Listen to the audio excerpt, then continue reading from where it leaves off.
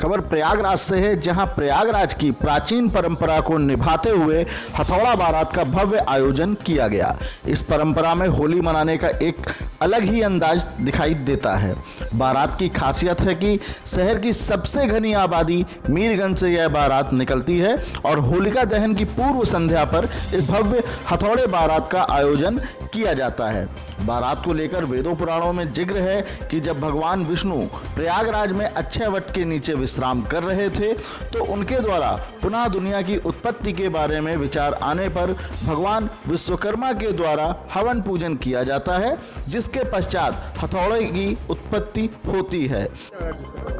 ये प्रयागराज की एक प्राचीन ऐतिहासिक परंपरा है जो होली मनाने का एक अनूठा अंदाज पेश करती है। जो होली के पावन पर्व पर होलिका दहन की पूर्व संध्या पर प्रयागराज नगर के सबसे घनी आबादी मीरगंज से ये हथौड़े की बारात निकलती है और इसका वृत्तांत भविष्योत्तर पुराण के 126वें अध्याय के 16वें श्लोक में लिखा हुआ है कि भगवान विष्णु जब प्रयागराज के अक्षयवट की छैया पर विश्राम कर रहे थे तो उनको ये हुआ कि अब प्रलय काल के बाद धरती पर पुनः जीवन बसाया जाए।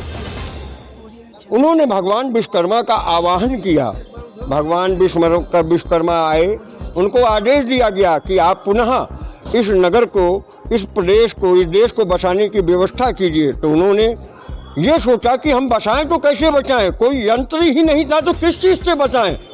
महर्षि विश्वकर्मा ने यज्ञ किया, हवन किया, तप किया, तब जाके इसी प्रयागराज में हथौड़े का जन्म हुआ। इसीलिए प्रयागराज के लोगों को ये हथौड़ा प्यारा है।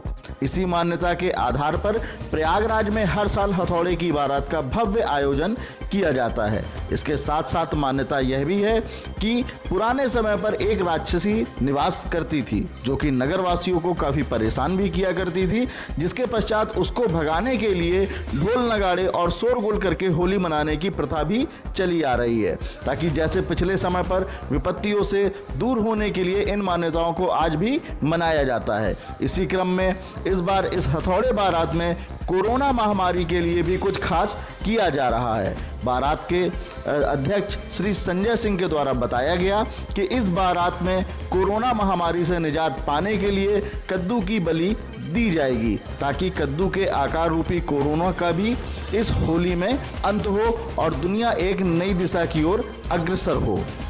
और इसकी एक कहानी और भी है कि भविष्योत्तर पुराण के 14वें श्लोक में ये भी वर्णित है कि प्राचीन काल में डुंडा नामक एक राक्षसी हुआ करती थी जो नगर के लोगों को उठाकर खा जाया करती थी। लोगों ने ऋषि मुनियों से पूछा इसका उपाय क्या है।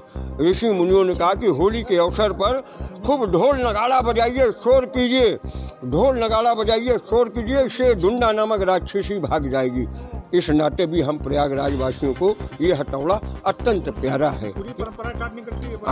ये हथौड़ा बारात पूरे सगुन, जैसे एक माँ अपने बेटे को दूल्हा बनाती है, सारे खटकर्म करती है, सारे श्रृंगार करती है, वो सारे श्रृंगार अभी हमारे अधिकारी वगैरह जो आ गए हैं और जो आ रहे हैं वो मिलकर इनका इस दूल्हे को पूरा दूल्हा बनाएंगे, इसका पूरा श्रृंगार करेंगे, इसके काजल लगाएंगे, इसको नज़र उतारेंगे, इसकी बलैया लेंगे, इसको मूसर नचाएंगे, लोढ़वा नचाएंगे, सूप लुकाएंगे, दीपक जलाएंगे और इसी के साथ कोरोना रूपी कद्दू के समाप्ति के लिए कोरोना रूपी कद्दू का भंजन भी करेंगे।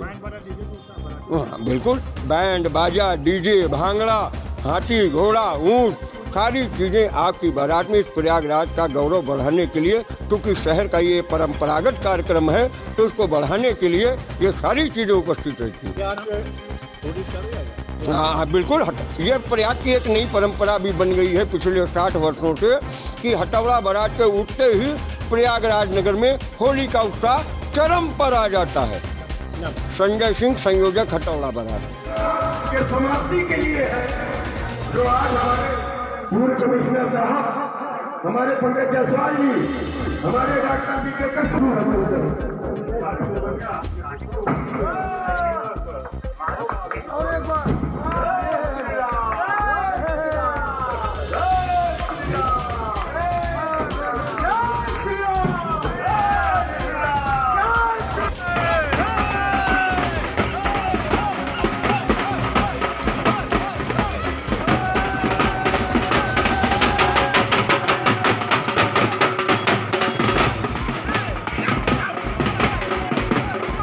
आदरणीय ओपी गुप्ता जी से निवेदन करूंगा कि वो हमारे आए हुए अतिथियों का स्मृति चिन्ह और माल्यार्पण कर सम्मान करें।